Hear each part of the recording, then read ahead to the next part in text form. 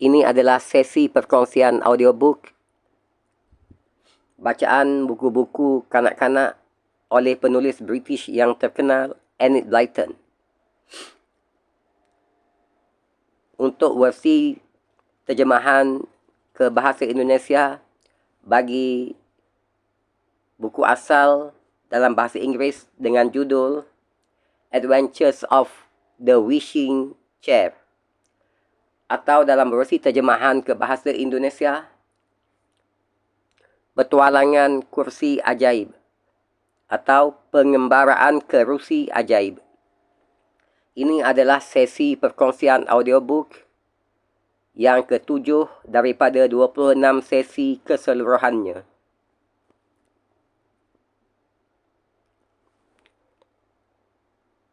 Marilah sama-sama kita ikuti keseruan pengembaraan petualangan Peter dan Molly di dalam petualangan kursi ajaib.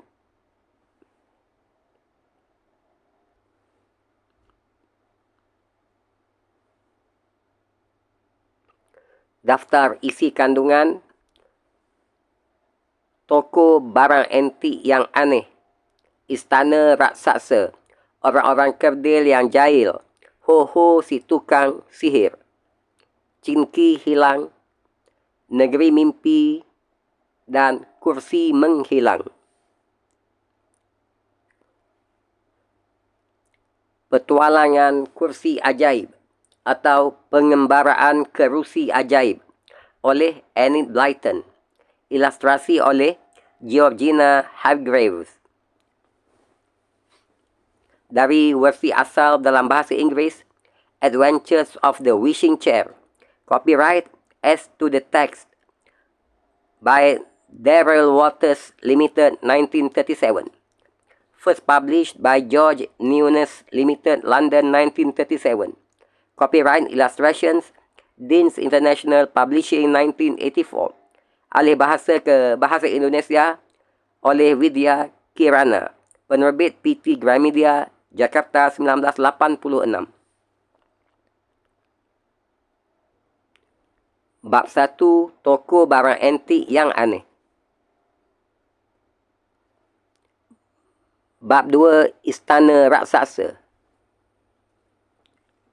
Bab 3, orang-orang kerdil yang jahil.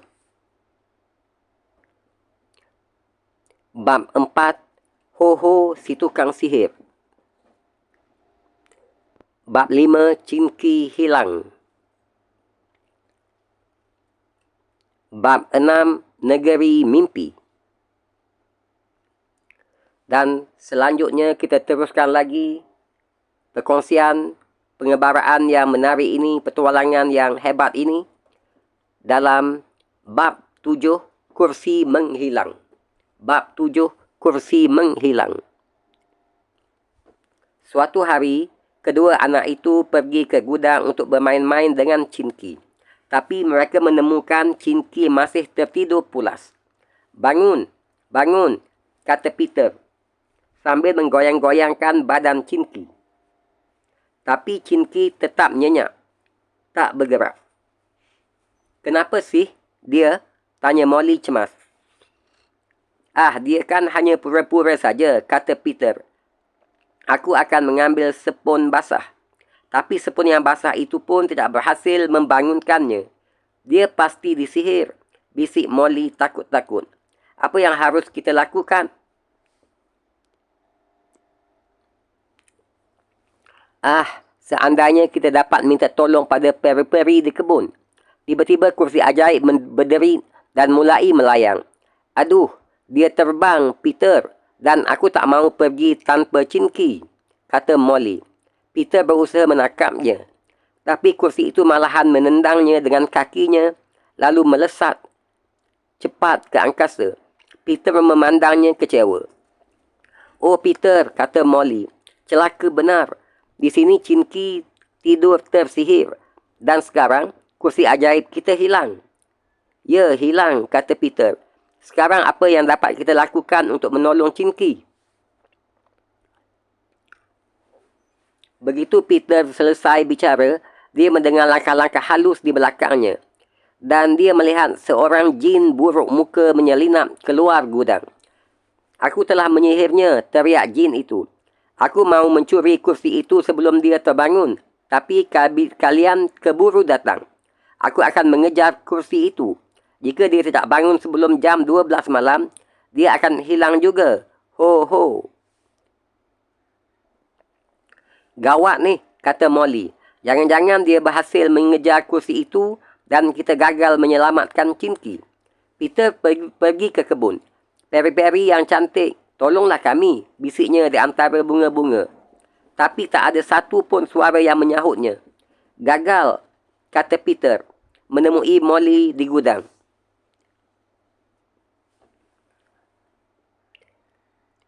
Seandainya kursi ajaib ada, kita bisa pergi ke mana-mana dan minta tolong pada peri atau orang kerdil yang dapat menolongnya.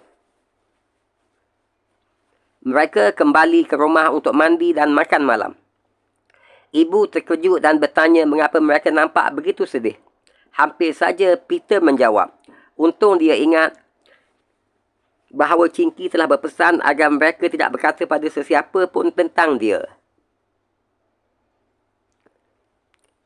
Setelah makan malam, mereka kembali ke gudang.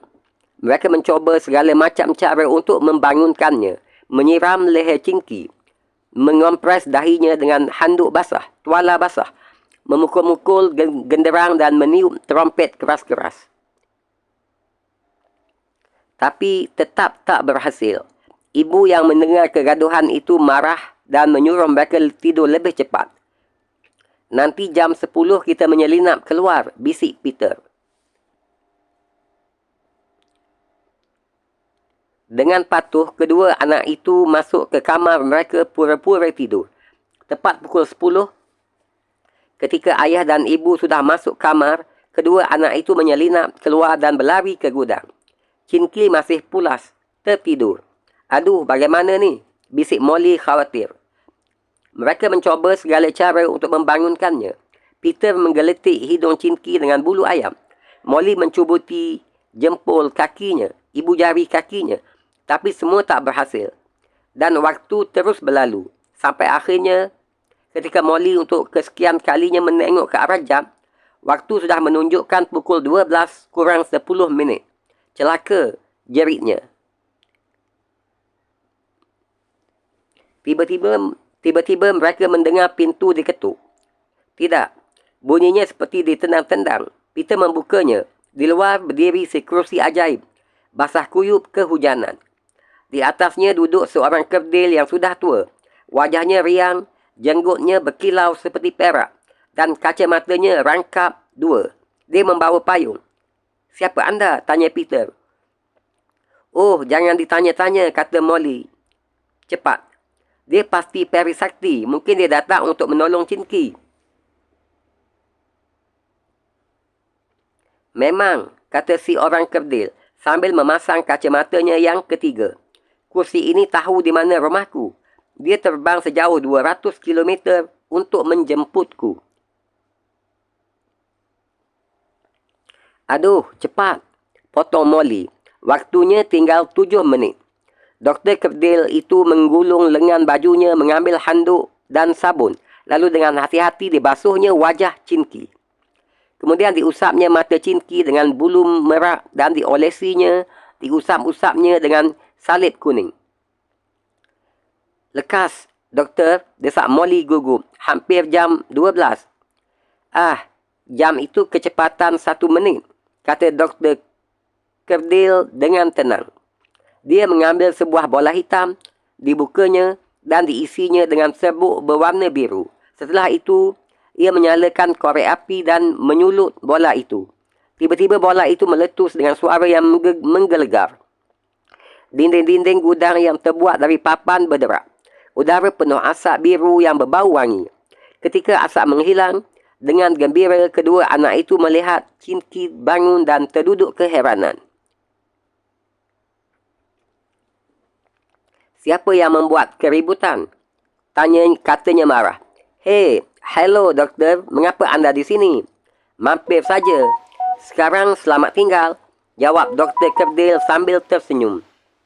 Dia naik ke atas kursi dan si kursi ajaib menerbangkannya pulang. Chinky memegang bajunya. Siapa yang mengguyurku? Tanyanya.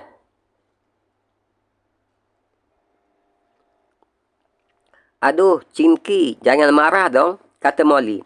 Kami tadi sangat khawatir.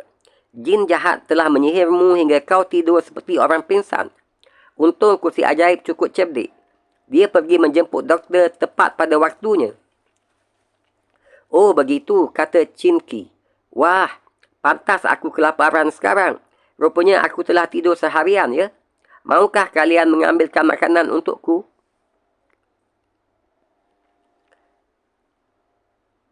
Ada kuih kacang dan apel di lemari makan, kata Peter gembira. Dia lega melihat Chinky sudah gembira seperti sedia kala. Sebentar, ku ambilkan, kata Molly. Peter, Molly dan Chinky bercakap-cakap dengan gembira di gudang. Sampai ayam berkokok, mereka belum tidur juga. Tak heran kalau esok paginya mereka terkantuk-kantuk. Tapi Chinky sama sekali tidak. Dia sudah tidur terlalu lama. Sehingga bertemu lagi dalam petualangan berikutnya dalam sesi perkongsian audiobook yang akan datang. InsyaAllah. Terima kasih di atas kesudian. Sama-sama mengikuti pengembaraan Peter dan Molly dengan kursi ajaib. Sehingga ketemu lagi dalam sesi selanjutnya. Terima kasih.